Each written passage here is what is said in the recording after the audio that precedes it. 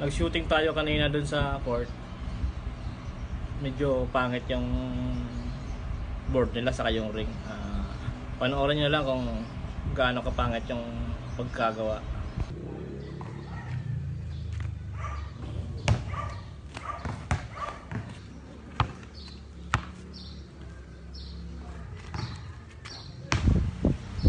Kahit anong tira ko guys, wala talagang pumapasok. Dapat yan ang ano, i-squala yan. Masyadong ayun, patabingi ata yan eh. Pumapasok man kaso wala talaga eh. May shooting naman tayo, magaling naman tayo eh. Galing tayo sa pro. Kaya pag mga ganyan natabingi ang court, talagang di pumapasok ang tira natin.